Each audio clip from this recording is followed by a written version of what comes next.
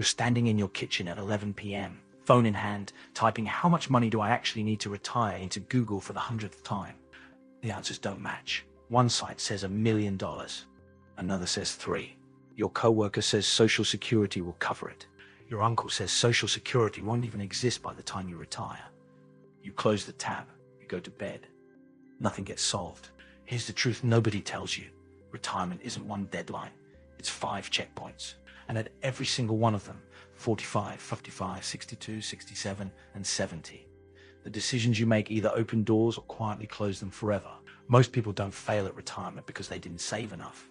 They fail because nobody ever told them what to actually do at each stage. And here's what I eventually figured out. I'm not a financial advisor. I don't wear a suit, and I definitely don't have a Bloomberg terminal in my living room. For most of my 30s, I thought retirement planning meant put some money in the 401k and hope for the best.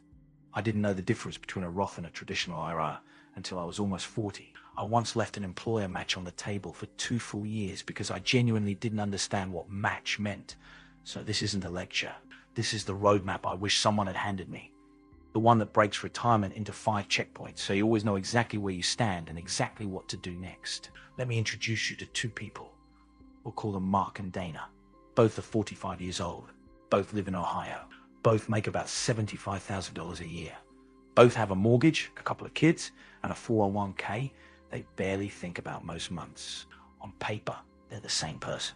Both have a mortgage, kids, and a 401k they barely think about. But Mark treats retirement like a light switch, something he'll deal with later, all at once, when he's ready. He tells himself he'll really focus on it once the kids are out of the house, once the raise comes through, once things settle down. Things never quite settle down. Dana treats retirement like a staircase.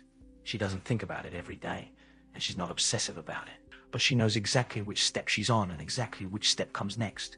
She checks in once or twice a year, makes one adjustment, and moves on with her life. Same income, same starting point. Completely different relationship with time. By the end of this video, you'll see exactly how far apart their lives end up and which one of them you're closer to right now. Think of retirement as a staircase, not an elevator. An elevator moves you without effort. A staircase requires you to actually take the next step one at a time in order. At 45, you're standing at the bottom, and here's the good news. You still have 20 plus years of climbing ahead of you. That's more time than most people think they have. Mark, at 45, is contributing 3% to his 401k, just enough to avoid feeling guilty, not enough to get his full employer match. Dana is contributing 15%.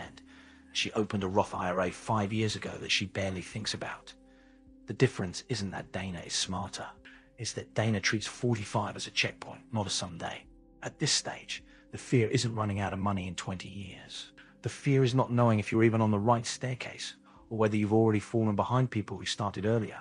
Here's the reframe. 45 is not late. It's a checkpoint, and checkpoints exist so you can course correct, not so you can panic.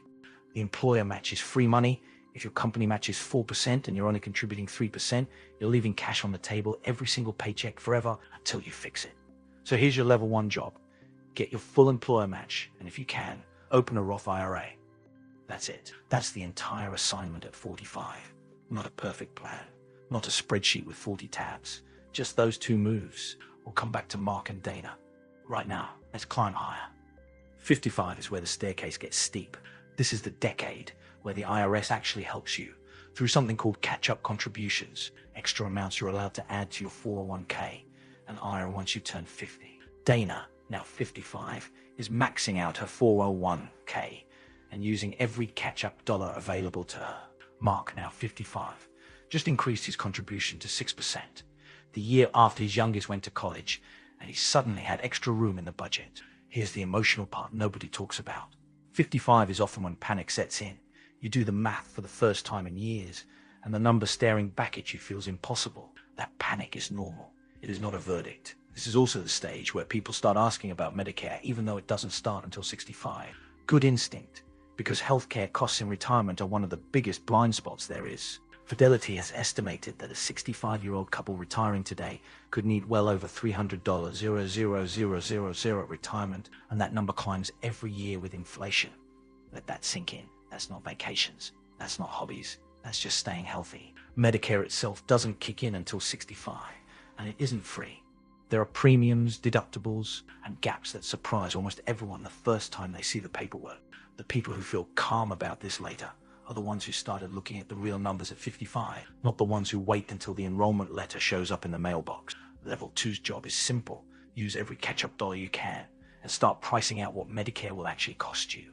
2 moves, not a total life overhaul, just enough to keep climbing without losing your footing. 62 is where the staircase puts a door right in front of you, the earliest age you can claim Social Security. And it is tempting. After decades of climbing, an exit sign appears. But here's what almost nobody explains clearly. If you claim at 62 instead of waiting until your full retirement age, your monthly check is permanently reduced for the rest of your life. Not temporarily, permanently. Mark is exhausted at 62. He's thinking about claiming early just to breathe. Dana, also 62, is doing something different. She's running the numbers on what waiting even a few more years could mean for her monthly check. This is level 3's job. Don't treat 62 as a finish line. Treat it as a decision point. Claiming at 62 might be the right call for some people. Health, family situation, job loss, it depends. But it should be a decision you make on purpose, not a door you walk through because you're tired. Think of it this way. The staircase doesn't force you to stop at 62. It just puts a bench there in case you need to rest. Some people need that bench. Others just need to look at it, catch their breath, and keep climbing. Let's actually walk the numbers, because this is where the staircase becomes real. Imagine someone contributing $500 a month to a retirement account starting at age 45, earning an average 7% annual return. By 55, 10 years in, that account holds roughly $87,000. By 62, 17 years in, it's grown to around $167,000. By 67, 22 years in, it's crossed $255,000. Read that again. The same $500 a month. The account didn't grow in a straight line. It grew in a curve, because compound growth accelerates the longer you leave it alone. Now compare that to Social Security. As of 2026, the average Social Security retirement benefit is about $2,071 a month, just under $25,000 a year. Meanwhile, the Bureau of Labor Statistics shows that retired households typically spend somewhere between $50,000 as you count housing, healthcare, and everyday living costs. Think about that for a moment. Social Security alone covers less than half of what a typical retired household actually spends. That gap, that difference between what Social Security pays and what life actually costs, is exactly what your 401k and Roth IRA exist to fill. This is the entire staircase in one picture. Social Security is one step. Your personal savings is the other. You need both feet to climb. Here's what nobody talks about. Retirement planning content loves to tell you it's never too late to start. And technically, that's true. But it's also a comforting half-truth that lets people avoid urgency. The uncomfortable truth is this. Time is the one ingredient in this whole equation that money cannot buy back. You can earn more. You can cut expenses. You can work longer. But you cannot manufacture more years of compound growth after they've already passed. That doesn't mean you're doomed if you're starting at 55 instead of 25. It means the plan looks different depending on when you start, and pretending otherwise is what actually leaves people unprepared. The honest version of it's not too late is it's not too late to build the right plan for where you actually are. But how do you actually survive this phase? The years where the number feels too big and the anxiety feels bigger than the plan? I think the honest answer is this. You stop trying to solve the entire staircase in one night, and you focus only on the next step. First, separate the math from the emotion. The math is neutral. It's just numbers. The emotion is what keeps you up at 11 p.m. Do the math during the day with coffee, not at midnight with dread. Second, automate the decision so willpower isn't required every month. The version of you that's tired, stressed, or discouraged will make worse choices than the version of you that set up automatic contributions 2 years ago. Remove the daily decision entirely. Third, give yourself permission to feel behind without deciding you're failing.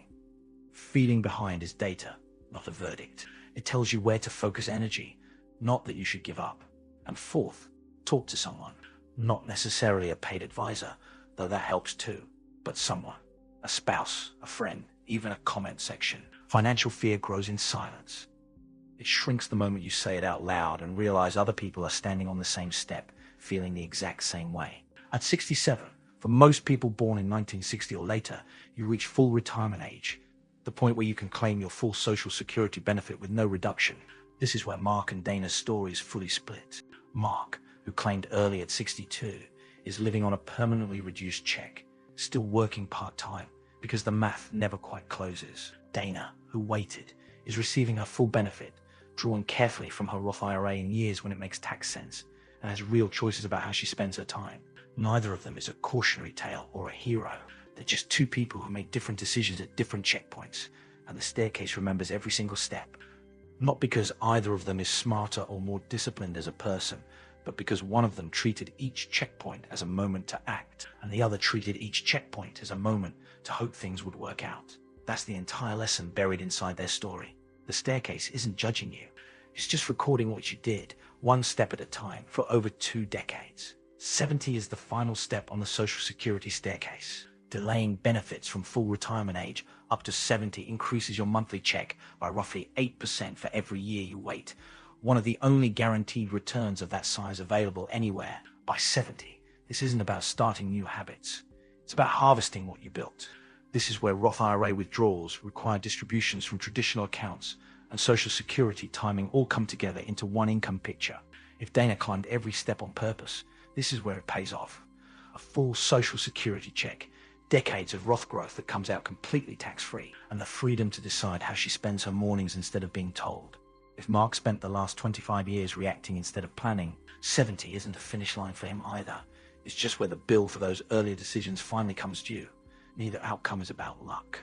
Both of them are the sum of 5 checkpoints, taken seriously or taken for granted. If you're in your 30s or early 40s, your job is simple. Get your full employer match, open a Roth IRA and automate it so you never have to rely on willpower. Your mindset shift. Time is your biggest asset right now, bigger than any amount of money you could add later. If you're in your 50s, your job is to use every catch-up contribution available to you and get brutally honest about what healthcare will cost you. Your mindset shift. Panic is not a plan, but urgency is. Let urgency drive action, not avoidance.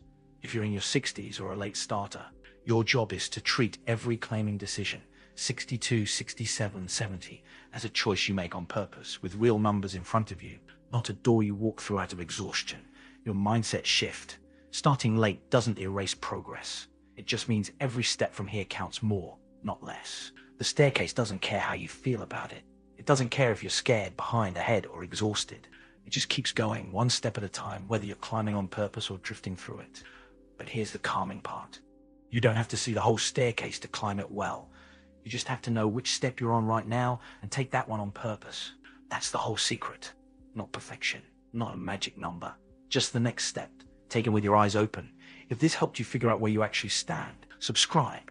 Because next week, we're breaking down exactly how to decide between claiming Social Security at 62, 67, or 70, with the real math behind each choice.